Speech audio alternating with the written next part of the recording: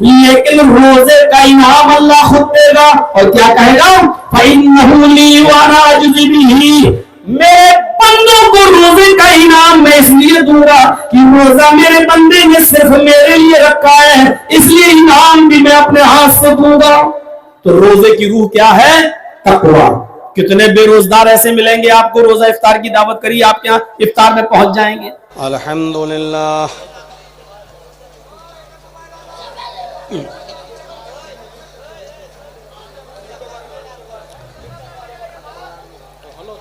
अल्हम्दुलिल्लाह नहमदुहु व नस्तईनुहु व नस्तगफिरुह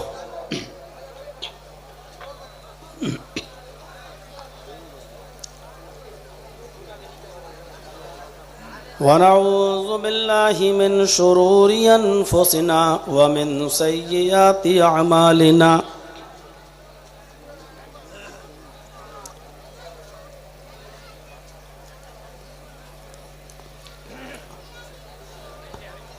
मन यहदिहिल्लाहु फला मुज़िल्ल लह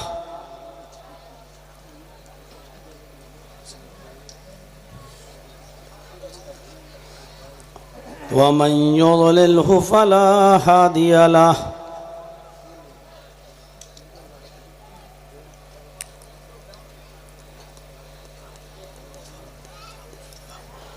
व अशहदु अल्ला इलाहा इल्लल्लाहु वहदहु ला शरीक लह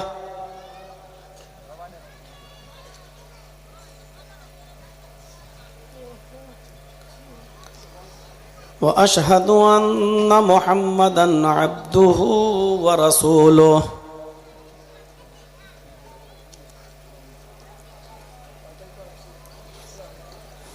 अम्मा बाद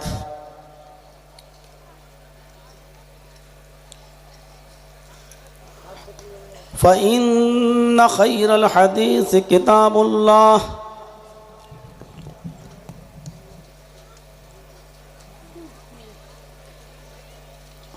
व खैरल हदी हदी मुहम्मदिन सल्लल्लाहु अलैहि वसल्लम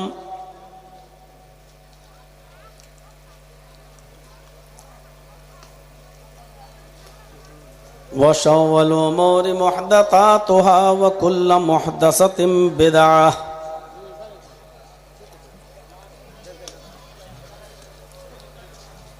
व कुल्लु बिदअतिन ज़लालह व कुल्लु ज़लालतिन फिन्नार।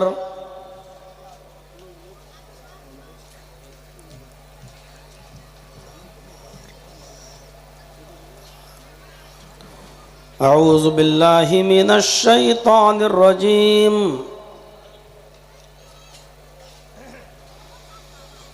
बिस्मिल्लाहिर रहमानिर रहीम।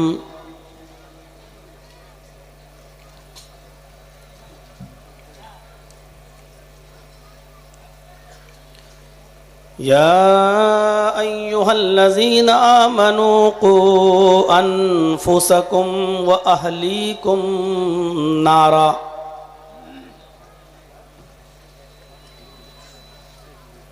व क़ाल तआला या अय्युहल्लज़ीना आमनुत्तक़ुल्लाहा वल तंज़ुर नफ़्सुम मा क़द्दमत लिग़द रब्बिश्रह ली सदरी व यस्सिर ली अमरी वहलुल उक़दतम मिन लिसानी यफ़क़हू क़ौली।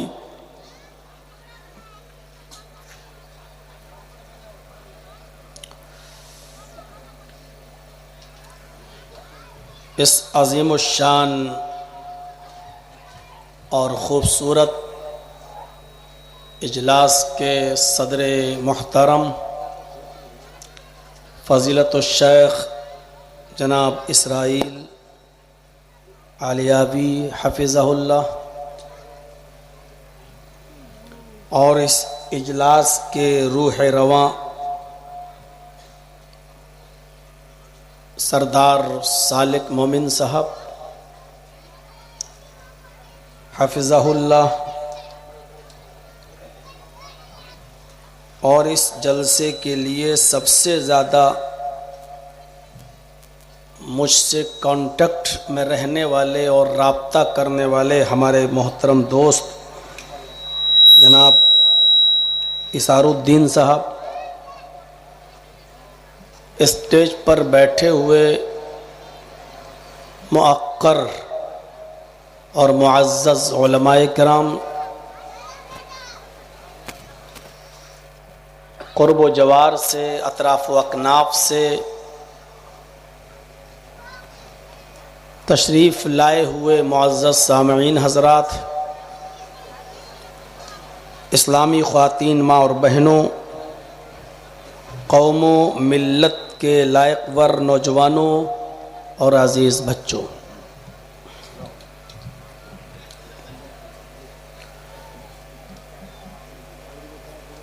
हम इस दुनिया में अल्लाह की इबादत के लिए पैदा किए गए हैं।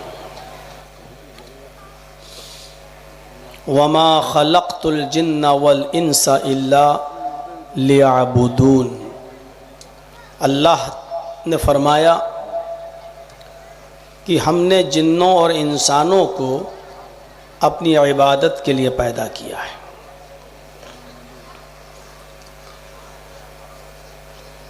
हम कितनी भी इबादतें कर लें,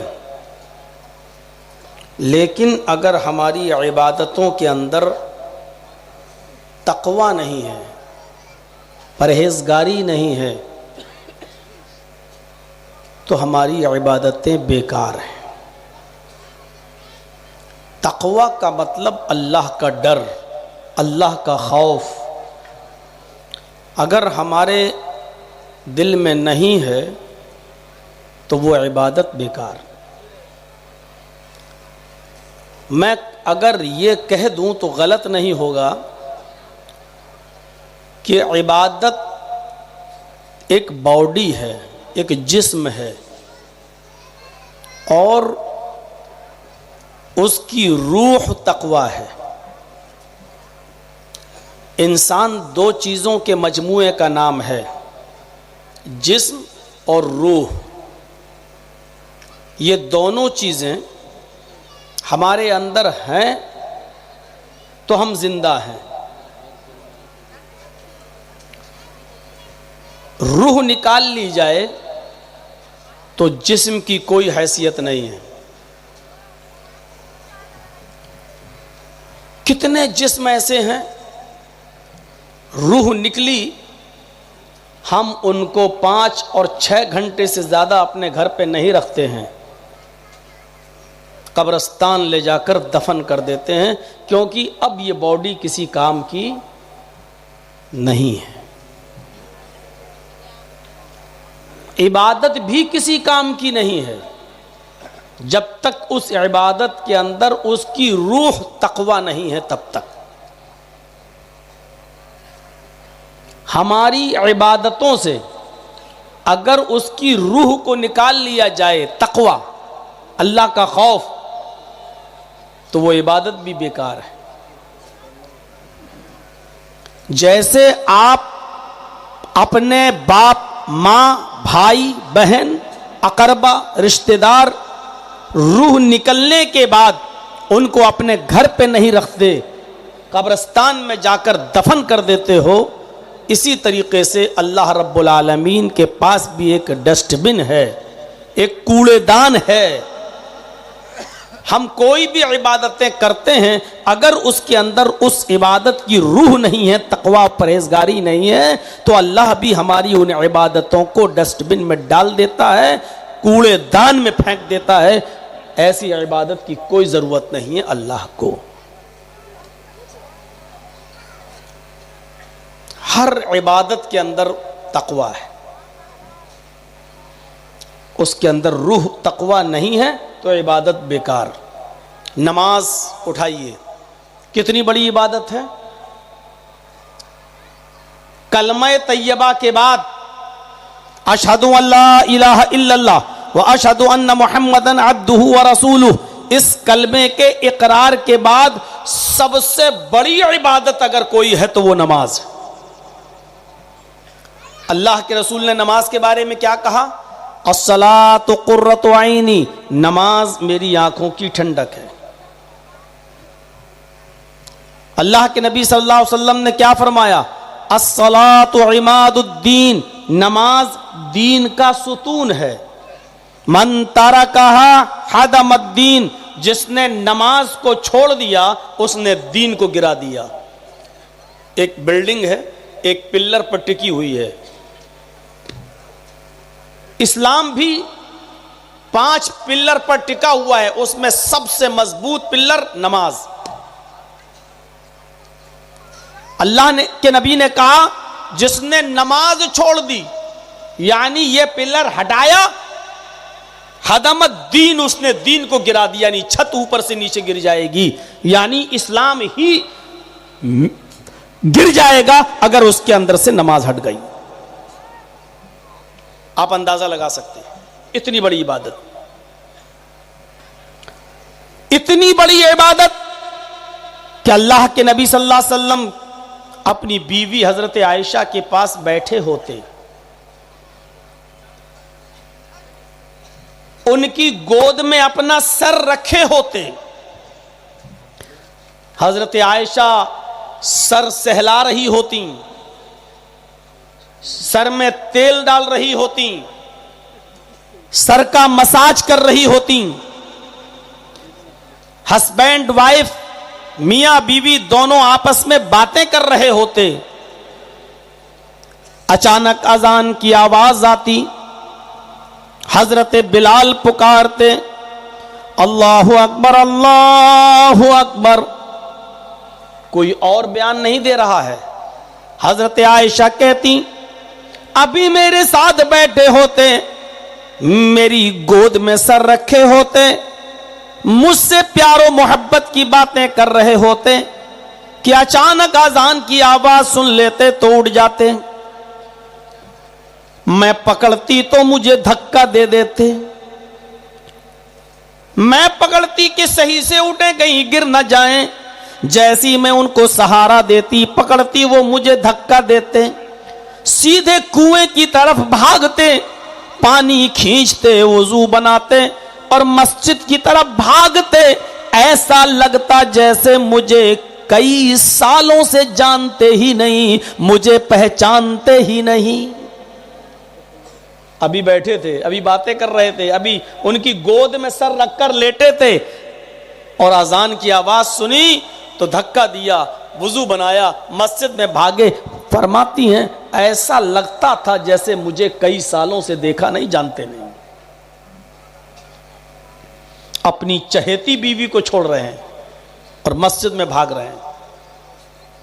हम अजान के वक्त अपनी दुकान बंद नहीं कर सकते हैं,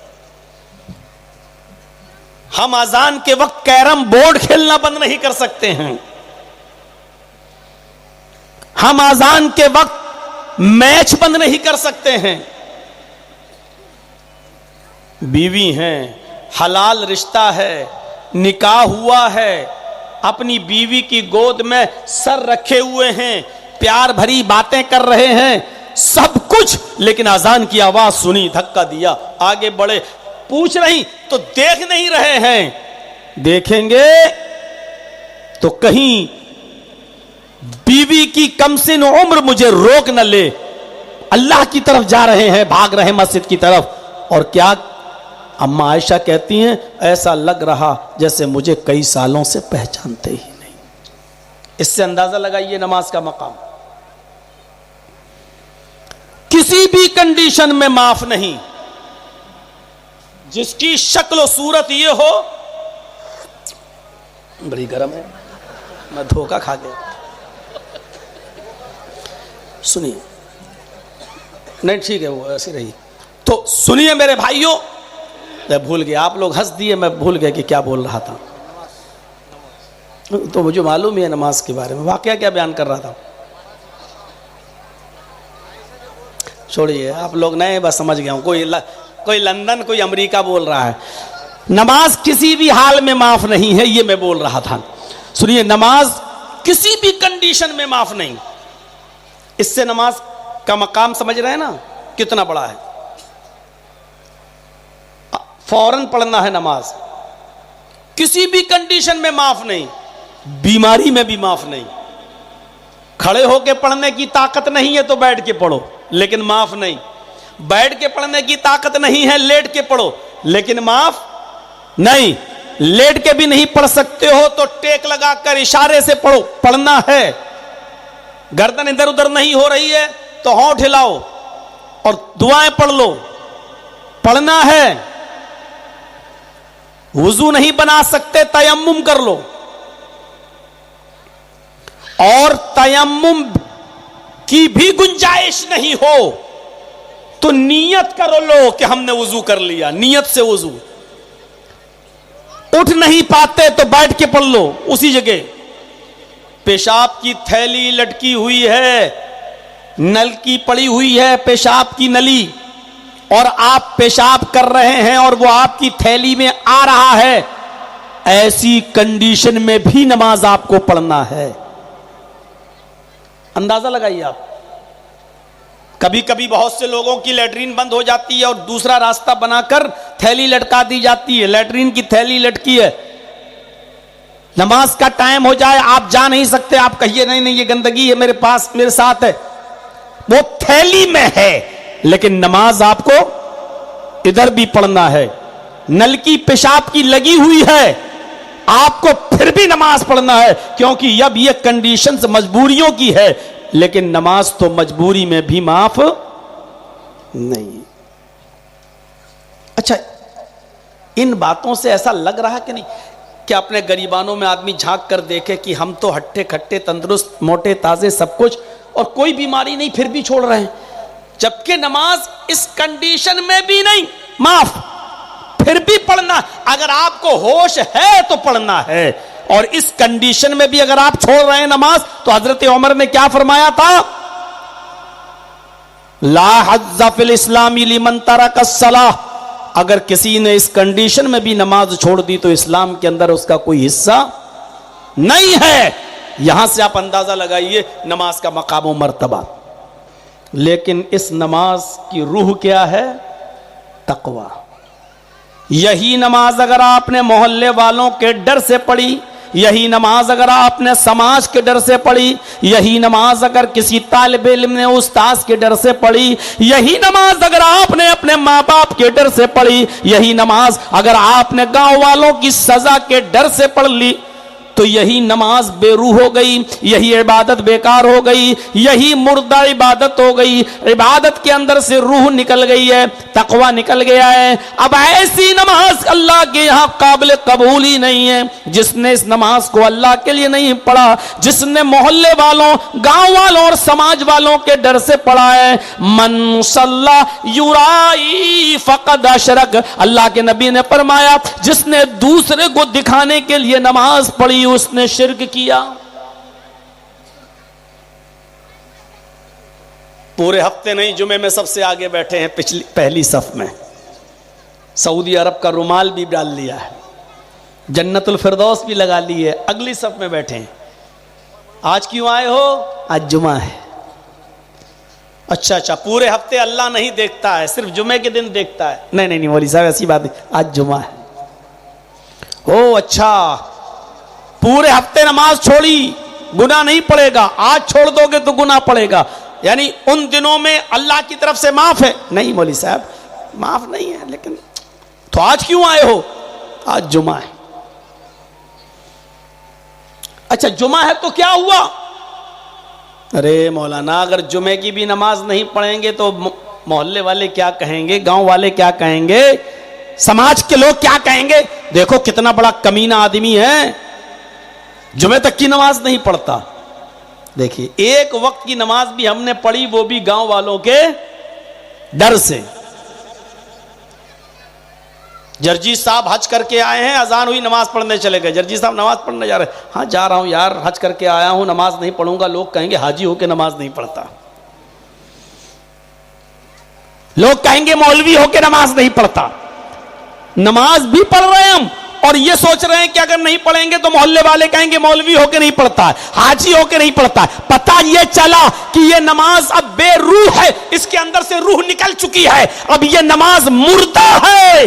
जैसे मुर्दा इंसान की कोई कद्र नहीं होती है, ऐसी ही मुर्दा नमाज की भी अल्लाह के यहां कोई कद्र नहीं होगी। मुर्दा इंसान को हम कब्र में दफन कर देते हैं, ऐसी इस मुर्दा इबादत को अल्लाह डस्टबिन में डाल देगा, कूड़ेदान में फेंक देगा। ऐसी नमाज की अल्लाह को कोई हाजत नहीं है।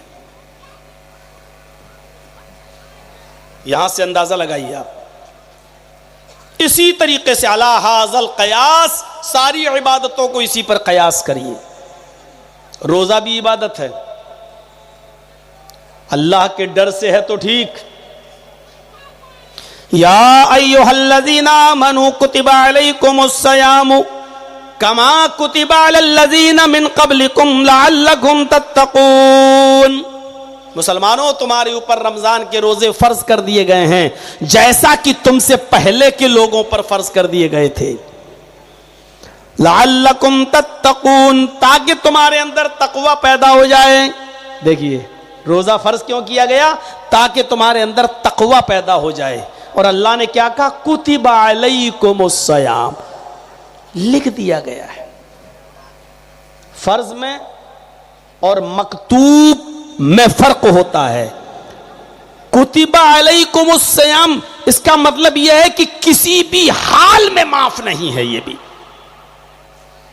नमाज फर्ज है, रोजा भी फर्ज है, लेकिन नमाज और रोजे में फर्क इतना है। दोनों इबादतें फर्ज हैं, लेकिन इतना है, अभी मैंने कहा ना कि नमाज किसी भी कंडीशन में माफ नहीं है, और रोजा भी किसी भी कंडीशन में माफ नहीं है। यह रुखसत है लेकिन माफ नहीं है। लेकिन दोनों में फर्क क्या है? नमाज किसी भी कंडीशन में माफ नहीं, लेकिन मर्दों के लिए, औरतों के लिए उनकी एक कंडीशन में माफ है। देख रहे हैं आप, बताने की जरूरत नहीं है, आप समझदार हैं, जानते हैं। हमारी जिन माँ बहन बेटियों को पीरियड आता है, और फितरत है, ये उनका नेचुरल मामला है, तो जितने दिन उनको पीरियड आता है, इस पीरियड में जितनी नमाजें छूटेंगी ये उन औरतों के ऊपर से माफ हैं।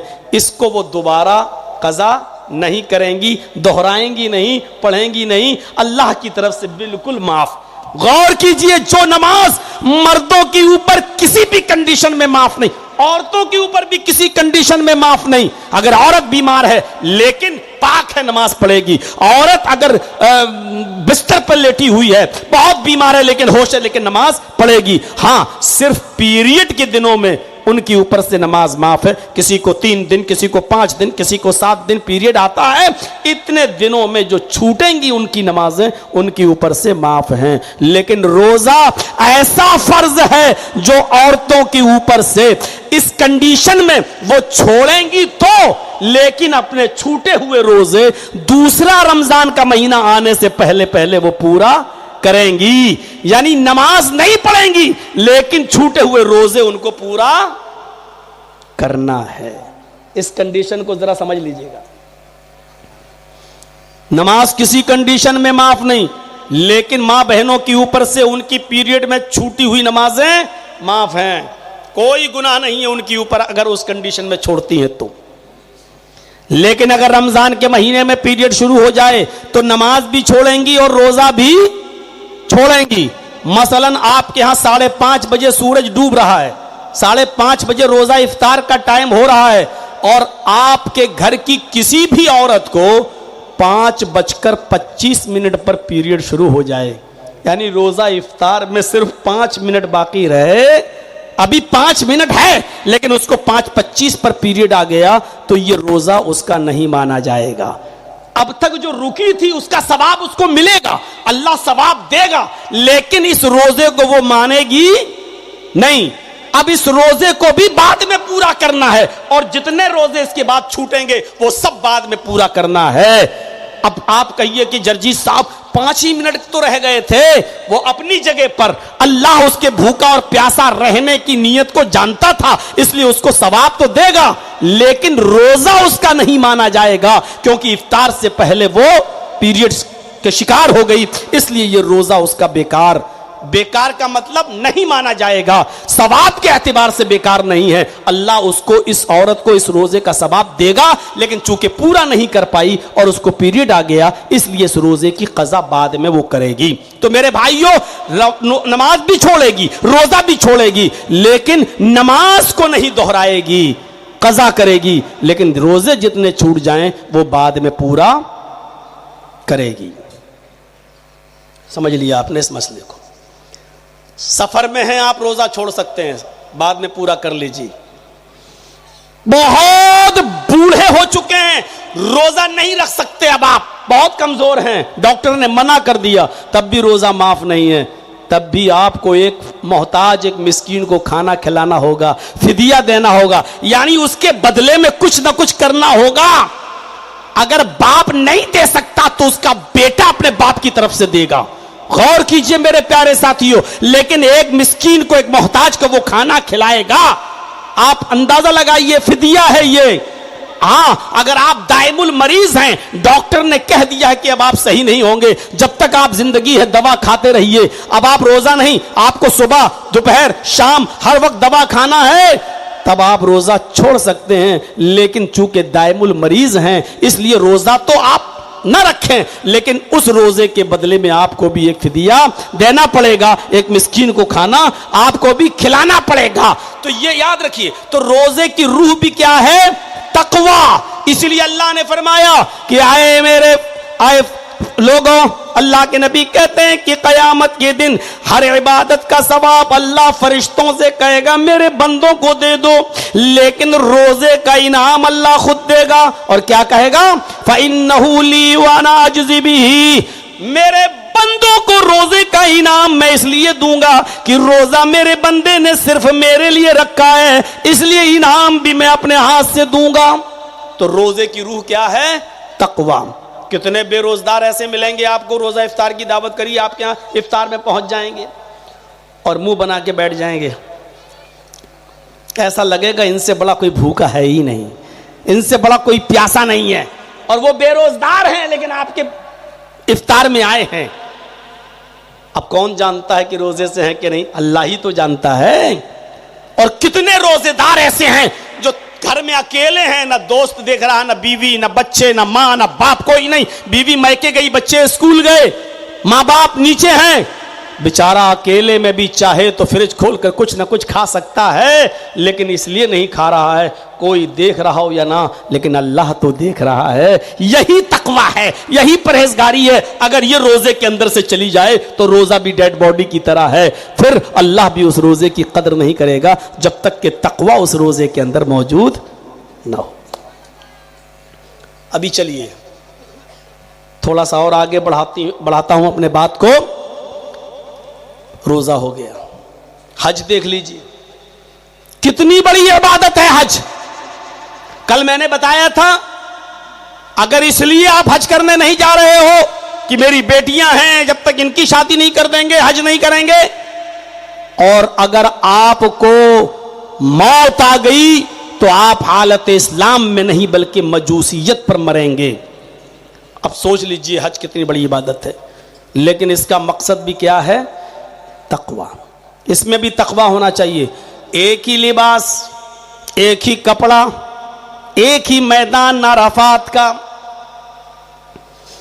अफ्रीका का भी आदमी है, इंडोनेशिया का भी है, पाकिस्तान का भी है, हिंदुस्तान का भी है, मलेशिया का भी है, कुवैत का भी है, दुबई का भी है, आजरबाईजान का भी है, उर्दून का भी है, फिलिस्तीन का भी है, शाम का भी है, इराक का भी है, ईरान का भी है, मिस्र का भी है।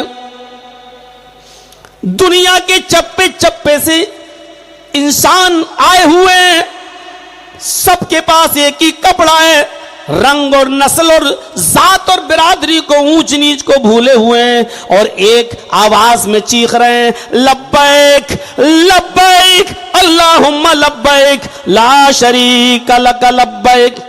गौर करो एक एक जुमले पर, लब्बैक लब्बैक, मैं हाजिर हूं, मैं हाजिर हूं, अल्लाहुम्मा लब्बैक, अल्लाह मैं हाजिर हूं। जैसे कोई मुजरिम कोर्ट में आकर अपने आप को सरेंडर करते हुए कह रहा हो कि मैं हाजिर हूं, मैंने सरेंडर कर दिया है, अब मुझे हल्की फुल्की सजा देकर एक जीने का मौका दिया जाए। कोर्ट उसको जेल भेज देता है और फिर वहां से निकाल कर कहता है कि इसको सुधरने का एक चांस दिया जाए। जैसे तुम कोर्ट के आदेश से भाग नहीं सकते हो, हुक्म हो गया है 10 तारीख तक इसको सरेंडर करना है, और अगर इसने 10 तक अपने आप को सरेंडर नहीं किया तो जहां दिखाई दे उसको गोली मारकर खत्म कर दो। तो अब 10 से पहले आदमी अपने आप को सरेंडर कर देता है। ऐसे ही दुनिया के चप्पे चप्पे से आया हुआ इंसान अपने आप को सरेंडर कर रहा है। अय अल्लाह, मैं अपने बाप से गुनाह छिपा सकता हूं, अपनी बीवी से छिपा सकता हूं, अपने रिश्तेदारों से छिपा सकता हूं, अपने दोस्तों से छिपा सकता हूं, लेकिन तेरी नजरों से तो जल नहीं हूं। आज हम अपने सर पर गुनाहों की गठरी लाद कर लाए हैं। अय अल्लाह, मैंने अपने आप को तेरे आगे सरेंडर कर दिया है, हाजिर हूं, अय अल्लाह मेरे गुनाहों को बख्श दे। ऊपर से आवाज आती है, आए फरिश्तों गवाह रहना, मैंने अपने बंदों के गुनाह को इस तरह माफ कर दिया है, कमा वालदतहा उम्मुहा, जैसा कि इनकी माओं ने आज ही इनको जन्म दिया है, जैसे इनकी माओं ने आज ही इनको पैदा किया है। उधर भी तकवा, एक अल्लाह का डर, एक अल्लाह का खौफ अगर ये निकल जाए, ये खौफ नहीं है। एक पागल और सर फिरा पैदल गया था हज करने, याद है ना, और नुमाइश करते हुए जा रहा है, सब लोग वीडियो बना रहे हैं उसकी, और अब एक पागल औरत कोई जा रही है, अब एक लड़की गई है, उसके दाएं बाएं बॉडीगार्ड मर्द है। ये कौन सा तकवा है और ये कौन सा हज है? एक फैशन बना लिया पैदल हज करके जाने का। अपनी जान को मशक्कत में डालकर कोई इबादत की जाए तो वो इबादत भी जायज नहीं है इस्लाम के अंदर। अल्लाह के नबी के जमाने में एक आदमी लेटता हुआ लुढ़कता हुआ कहीं जा रहा था, तो आपने कहा कहां जा रहा है ये? कहा खाने काबा का तवाफ करने। लेटता लुढ़कता हुआ, कहा इसने मिन्नत मानी थी कि अगर मेरा ये काम पूरा हो जाए तो हम लेट कर पैदल लेटते हुए लुढ़कते हुए जाएंगे। अल्लाह के नबी ने कहा इससे कहो कि अपनी कसम तोड़े, अल्लाह को ऐसी इबादत पसंद नहीं जो अपनी जान को तकलीफ में डालकर की जाए। ये सारी नेमतें, हवाई जहाज, ये सब कुछ अल्लाह ही की तो देन है, इनसे फायदा उठाइए। दुनिया को पैदा ही किया है ताकि हम और आप इस दुनिया से फायदा उठाएं। ये अल्लाह की नेमतों का इनकार है कि अल्लाह ने जब समाधान दिया है तो इनको ठुकरा कर आप पैदल जा रहे हैं, नहीं। हां, सिर्फ पैदल चलकर कहां जाया जा सकता है उसकी हदीस की किताबों में तशरीह मौजूद है। आप अपने घर से मस्जिद तक पैदल जाइए नमाज पढ़ने के लिए, और घर से वुजू बनाकर जाइए। अल्लाह के नबी फरमाते हैं कि जितने कदम तुम्हारे पड़ेंगे अल्लाह हर एक कदम पर तुम्हें एक नेकी देगा और एक गुनाह तुम्हारा माफ कर दिया जाएगा। एक कदम जो बढ़ाया, एक नेकी मिली और एक गुनाह माफ। दूसरा कदम दूसरे पैर से बढ़ाया, दूसरी नेकी मिली, दूसरा गुनाह खत्म। हजरत ज़ैद इब्न साबित के बारे में पढ़िए, बुखारी की रिवायत कि वो जब घर से मस्जिद में जाते थे तो अपने कदम छोटे छोटे रखते थे। ऐसे नॉर्मल इतना हुआ, छोटे छोटे कदम रखते थे। पूछा ऐसा क्यों करते हो? आप तो हम आम दिनों में नॉर्मल चाल देखते हैं, आप अच्छी खासी चाल है, लेकिन मस्जिद में जब जाते हो तो छोटे छोटे कदम रखते हो। उन्होंने कहा कि छोटे छोटे कदम इसलिए रखते हैं क्योंकि मस्जिद तक जाते हुए हमारे कदमों की तादाद, संख्या बढ़ जाए। जितने ज्यादा कदम होंगे उतनी ज्यादा नेकियां होंगी और उतने ज्यादा गुनाह माफ हो जाएंगे। ये है मस्जिद में। अब बगल में मस्जिद, अब मोटरसाइकिल और फिर मस्जिद में जाके खड़ी कर दी। अरे सरदार साहब तो ठंडी हो गई होगी। पहले बहुत गर्म, अब बहुत ठंडी। तो मेरे भाइयों, ये शरीयत कह रही है, शरीयत। तो हज में भी मसले सीखते जाइए, थोड़े थोड़े मसले में बताता जाता हूं यार। कागज दे दीजिए, दाढ़ी आड़ी पे गिर गई। इसको वीडियो से काट देना, नहीं तो पूरी दुनिया में वायरल हो जाएगी। इतना हिस्सा काट दीजिएगा। तो मेरे भाइयों सुन लीजिए, ये शरीयत है। तो बात आगे बढ़ जाएगी, फिर वहीं आ रहा हूं। हज के अंदर भी तकवा। अगर कोई आदमी नुमाइश करते हुए जा रहा है, तकवा नहीं, और इस नुमाइश में वो भी शामिल है। आपके यहां होता कि नहीं होता हमें नहीं मालूम। हाजी साहब हज करने जा रहे हैं, रिश्तेदार आ रहे हैं, फूल डाल रहे हैं, माला पहना रहे हैं, गुलाब के फूल लेके आ रहे हैं, उनको हाजी साहब दुआ करिएगा मेरे लिए भी। और घर से लेकर स्टेशन तक हाजी साहब फूल और माला और गले में डाल के जा रहे हैं, नुमाइश करते हुए। ये भी नुमाइश में शामिल है, ये भी रिया और नमूद में दाखिल है। हज उतनी बड़ी इबादत नहीं है जितनी बड़ी इबादत नमाज है। क्या कभी किसी नमाजी के गले में हार और फूल डाला आपने? तो फिर हाजी साहब के गले में क्यों डालोगे आप? ठीक है, मिठाई के डब्बे तक तो ठीक है, जब जा रहे हो लीजिए भाई, एक मिठाई का डब्बा ले लीजिए। हाजी साहब जा रहे हैं आप, अल्लाह ताला आपके हज को कबूल फरमा, ये तरीका होना चाहिए। अल्लाह ताला आपके हज को कबूल फरमाए और आप हमारी बस्ती को भी वहाँ पहुँचकर अपनी दुआओं में याद रखें। आप हमें भी अपनी दुआओं में याद रखें। एक बात बता दूँ ना, आप कितने भी लोग कहिए मेरे लिए दुआ करिएगा, हाजी साहब खास मेरे लिए दुआ करिएगा, कोई करता वर्ता नहीं है। सुन लीजिए, कितने लोगों के लिए वो दुआ करेगा, कितने लोगों के लिए? एक आम चीज, आम दुआ कहिए क्या, बस वो दुआ मुख्तसर है, आदमी कर सकता। अल्लाह मेरी बस्ती के ऊपर रहमत फरमा, अल्लाह मेरी बस्ती वालों को तू नमाजी बना दे, आय अल्लाह मेरी बस्ती वालों को किताब और सुन्नत पे चलने वाला बना दे। इसमें सब शामिल है, आप भी शामिल हो गए। आय अल्लाह हम तमाम मुसलमानों को रिज़्क़ हलाल की तौफीक अता फरमा, आय अल्लाह हम तमाम लोगों को हलाल रोजी खाने की तौफीक दे। ये आप दुआ, एक एक आदमी का तो आप नाम ही नहीं ले पाएंगे, नाम ही नहीं ले सकते हैं। इसलिए ये रिया और नबूत में शामिल है। दिखा रहे हैं, आप जा रहे हैं नुमाइश करते हुए, नहीं होना चाहिए ऐसा। मैं जब दिल्ली में पढ़ता था महद में, अब्दुल हमीद साहब रहमानी के मदरसे में, तो एक बार एक जलसे में कहीं अब्दुल हमीद साहब रहमानी थे, तो उनसे बातचीत हुई। तो उस वक्त मैं काफ़ी छोटा था, तो उन्होंने ऐसी बैठे बैठे तस्करा कर दिया कि अभी मैं कितने हज कर चुका हूँ मेरे घर वालों को भी नहीं पता है। मैंने कहा कुछ तो आपको अंदाजा होगा। उन्होंने कहा मुझे मालूम है, मैं 22 हज कर चुका हूं, और कब जाते थे कब करके चले आते थे पता ही नहीं चला। एक दो हज के बारे में मालूम है, लेकिन 22 हज कर चुके थे, 22 किसी को नहीं पता। तुम एक हज करने जाते हो तो ढिंडोरा पीटते हो, फूल और मालाएं पहनवाते हो, रिया और नमूद करते हो। इतना ही नहीं, अगर आपके 7, 8, 10 साल का बच्चा अगर पहला रोजा रख ले तो शानदार पार्टी होती है। क्या हुआ, मेरे बच्चे ने रोजा रखा है, रोजा कुशाई है, आज रोजा खुलवा रहा हूं मैं, मेरे बच्चे ने रोजा रखा है।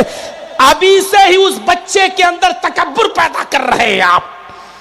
आगे चलकर यह बच्चा वही काम करेगा जो आप कर रहे हैं। आपके बच्चे ने अगर रोजा रख लिया तो आप कहिए कि अल्लाह तेरे नबी का फरमान है, मैं वही कर रहा हूं। आपको जरूरत क्या तमाम लोगों को अपने घर पे बुला के ये बताने की कि मेरा बच्चा रोजे से है, आज मेरे बच्चे का पहला रोजा है।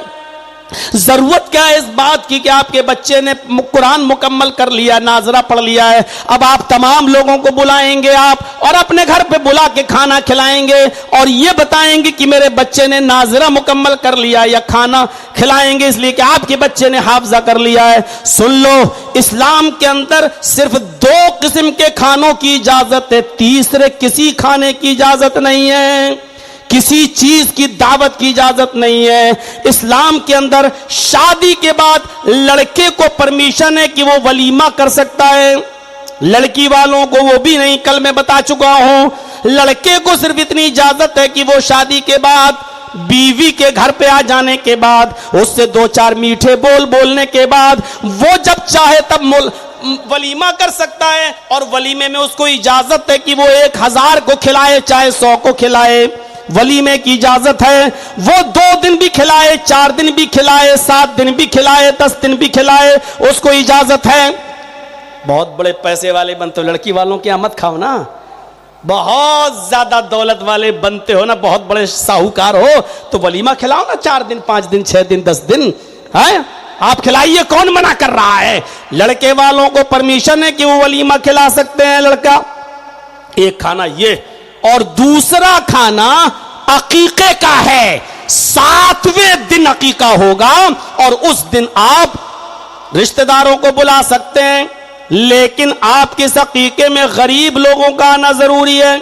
सिर्फ आपने रिश्तेदारों को बुला लिया और अपने यार दोस्तों को बुला लिया और गरीब आपके यहां नहीं आए तो आपका अकीका नहीं माना जाएगा, क्योंकि अकीके के अंदर आपके दोस्त अहबाब भी आएंगे, रिश्तेदार भी आएंगे। हाँ, आपके इलाके में जो गरीब है, मिस्कीन है, उनको भी आप दावत देंगे और वो भी आपकी दावत में आएंगे। इन 2 खानों के अलावा तीसरे किसी खाने की इजाजत नहीं है इस्लाम में। हाजी साहब हज करके आए, खाना खिला रहे हैं, क्यों? इबादत तेरे ऊपर हज फर्ज तक कर लिया, अब तू खाना क्यों खिला रहा है? रोजा इफ्तार कराया जा सकता है, वो खाना नहीं है, इफ्तार कराने का सवाब है। अल्लाह के नबी ने फरमाया, जिसने किसी को 1 रोजा इफ्तार कराया, जिसने किसी को इफ्तार कराया, तो उस इफ्तार कराने वाले को भी उतना ही सवाब मिलेगा जितना उस आदमी को रोजे का मिल रहा है, और उसके रोजे में कमी नहीं होगी। तो रोजा इफ्तार कराया जा सकता है, इसकी हदीस मौजूद है, लेकिन खतने का खाना जायज नहीं है। इसी तरीके से हाजी को भी इजाजत नहीं है कि वो हज करके आए और पूरे मोहल्ले की दावत दे। हमारे यहां तो अभी 10-15 साल पहले ऐसा होता था कि हाजी साहब हज करके आते थे तो वो खाने की दावत भी देते थे, और हज करने के बाद जब आएंगे तो पहली नमाज हाजी साहब पढ़ाएंगे। उनको आगे बढ़ाया जाता था कि आप नमाज पढ़ाइए। क्यों साहब? कहीं नहीं लिखा कि हाजी साहब हज करके आए और फिर वो नमाज पढ़ाएं, कहीं नहीं लिखा कि हाजी साहब आए और वो खाना खिलाएं। मेरे भाइयों, बाप कहो खुशी में खिलाना जायज है तो खुशी में तो आप जब चाहे तब खिला दे, कोई रुकावट नहीं है। जब चाहे तब बुला दे, आप खिलाएं, लेकिन उसको ये ना कहें कि हज का खाना है। हज का खाना नहीं, आप खुशी से कुछ लोगों को बुलाकर जब चाहे तब आप दावत कर दें, लेकिन उसको हज का खाना ना कहिए। तो मेरे भाइयों, ये रिया नमूद में दाखिल है, ये इबादत की रूह मिट रही है और डेड बॉडी हो रही है। एक चीज की तरफ और इशारा करूंगा और आगे बढ़ूंगा फिर मैं अपनी बात को। नमाज हो गया, रोजा हो गया, हज हो गया, कुर्बानी। कुर्बानी भी इबादत है। अल्लाह के नबी ने फरमाया, जो कुर्बानी की ताकत रखता हो और इसके बावजूद वो कुर्बानी ना करे, वो हमारी ईदगाह में ना आए। फला यक़रबना मुसल्लाना, वो लोग हमारे ईदगाह में ना आए। कुर्बानी की अहमियत बहुत ज्यादा है, लेकिन अल्लाह के नबी सल्लल्लाहु अलैहि वसल्लम कुरान ने यहां पर भी कह दिया, लन यनालल्लाह लुहूमुहा वला दिमाउहा वलाकिन यनालुहु तक़वा मिनकुम। लोगों, तुम जो कुर्बानी करते हो, कुर्बानी के जानवर पर छुरी चलाते हो, कुर्बानी के जानवर का गोश्त और उसका खून अल्लाह को नहीं पहुंचता है, वो अल्लाह तक नहीं जाता है, बल्कि अल्लाह तुम्हारे दिलों का तकवा देखता है। वलाकिन यनालुहु तक़वा मिनकुम, अल्लाह खौफ देखता है किस नीयत से तुम कुर्बानी कर रहे हो, किस दिल से तुम कुर्बानी कर रहे हो। अगर आपने गांव वालों को दिखाने के लिए कुर्बानी की कि माशाअल्लाह वो लोग कहें 50,000 का बकरा लाए हो, 40,000 का बकरा लाए हो, अगर इस नीयत से कुर्बानी की तो मुंह पे मार दी जाएगी। मेरे भाइयों, कुर्बानी के अंदर भी तकवा देखा जाता है। कोई भी इबादत है, इबादत की रूह तकवा है। अब ये मेरी तमहीदी तकरीर का एक हिस्सा हुआ कि कोई भी इबादत अगर आप कर रहे हैं उसकी रूह तकवा है। अगर तकवा उसके अंदर से निकल गया तो इबादत बेकार। रूह है तकवा। अब तकवा निजी जिंदगी में भी आना चाहिए। तकवा औलाद के सिलसिले में भी आना चाहिए, तकवा अपनी बीवी के सिलसिले में भी होना चाहिए, तकवा खाने और पीने के मामले में भी होना चाहिए। तकवा का मौजू बड़ा वसी है, एक एक मिसाल दे रहा हूं। तकवा अपनी निजी जिंदगी में भी आना चाहिए, यानी खुद भी अल्लाह से डरना चाहिए। या अय्युहल्लज़ीना आमनू कू अनफुसकुम व अहलीकुम नारा, यही आयत पढ़ी थी मैंने खुतबे के बाद। या अय्युहल्लज़ीना आमनू कू अनफुसकुम व अहलीकुम नारा, ऐ ईमानो वालो तुम अपने आप को भी जहन्नम की आग से बचाओ और अपने अहल व अयाल को, अपनी बीवी बच्चों को भी जहन्नम की आग से बचाओ। नबी अकरम जनाबी मोहम्मद रसूलुल्लाह के तकवे का हाल यह था कि आपने अपनी लौंडी को आवाज दी। लौंडी मतलब खादिमा। अरब के अंदर लड़के और लड़कियां बेचे और खरीदे जाते थे, तो जो लड़के खरीदे जाते थे उनको गुलाम कहा जाता था, और जो लड़की खरीद ली जाती थी उसको लौंडी कहा जाता था। अल्लाह के रसूल ने तो कोई खरीदी नहीं, लेकिन किसी ने खरीद कर नबी को लौंडी दे दी खिदमत करने के लिए कि तुम जाओ और नबी की खिदमत करो, तो वो लौंडी कहलाती है। तो एक लौंडी थी अल्लाह के नबी सल्लल्लाहु अलैहि वसल्लम के पास, जो नबी के घर का काम कर दिया करती थी। तो आपने उसको आवाज दी और आप अपनी बीवी के गोद में सर रखकर लेटे हुए थे, और बीवी का नाम गालिबन हजरत उम्मे सलमा है। मैं थोड़ा सा कंफ्यूज हूं कि वो आयशा थी या उम्मे सलमा। जहां तक मेरा गालिब गुमान है, बुखारी की रिवायत है कि वो उम्मे सलमा थी। तो उम्मे सलमा की, और मैंने गालिबन कह दिया, आयशा भी हो सकती हैं, लेकिन मुझे जहां तक यकीन है और जहां तक मेरा जहन काम कर रहा है तो मैं उम्मे सलमा समझ रहा हूं। उम्मे सलमा की गोद में सर रखे हुए थे और आपने आवाज दी लौंडी को। उसने आवाज तो सुन ली लेकिन आई नहीं। आपने दोबारा आवाज दी, उसने दोबारा भी सुन लिया लेकिन आई नहीं। तीसरी बार आवाज दी, सुन लिया लेकिन नहीं आई। आपने अपनी बीवी उम्मे सलमा से कहा, उम्मे सलमा जाओ जरा देखो तो कहां चली गई। उम्मे सलमा ने जैसे ही गेट खोला, दरवाजा, तो वो बाहर बैठी है और बकरी के बच्चे के साथ खेल रही है। बकरी के बच्चे के साथ होता है, बहुत से लोग बकरी के बच्चे को गोद में लेते हैं, खेलते हैं, वो खेल रही थी। तो उम्मे सलमा ने कहा, तुम्हें अल्लाह के रसूल ने आवाज दी, क्या तुमने सुना नहीं? उसने कहा सुन लिया था। कहा तीनों आवाजें सुन ली? कहा जी। फिर तुम आई क्यों नहीं? सर नीचे कर लिया।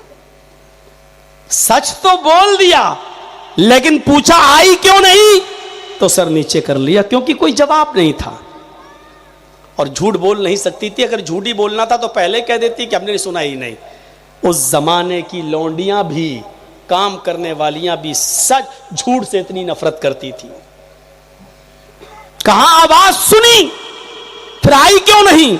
सर नीचे कर लिया, क्योंकि जो जवाब देती वो झूठ होता। जानबूझ के नहीं आई। कहा ठीक है, चलो बुला लिया। चलो तुम्हें अल्लाह के नबी बुला रहे हैं। तो अल्लाह के रसूल सल्लल्लाहु अलैहि वसल्लम ने उससे पूछा, क्या तुम ने मेरी आवाज सुनी? हजरत उम्मे सलमा कहती हैं कि अल्लाह के रसूल, इसने आपकी तीनों बार आवाज सुन ली लेकिन फिर भी नहीं आई। आपने कहा उम्मे सलमा अब तुम खामोश हो जाओ। आए लौंडी, क्या तूने मेरी आवाज सुनी थी? उसने कहा जी। दूसरी भी आवाज सुनी थी? कहा जी। तीसरी भी सुनी थी? कहा जी। देख रहे हैं, उम्मे सलमा नबी की बीवी हैं, नबी से कह रही हैं कि आपकी आवाज सुन चुकी थी फिर भी नहीं आई। तो अल्लाह के रसूल ने उम्मे सलमा की बात पर कान धरते हुए फौरन उसको सजा नहीं दी, बल्कि तहकीक कर रहे हैं। उससे भी पता ये चला कि जब तक दोनों की बातें न सुन ली जाए किसी को फैसला नहीं करना चाहिए। कोई भी आदमी उल्टी सीधी बात आपसे कह सकता है, इसलिए कोई आदमी कहे जर्जी साहब मेरी बीवी ऐसी है, बस हो सकता है तुम जो बोल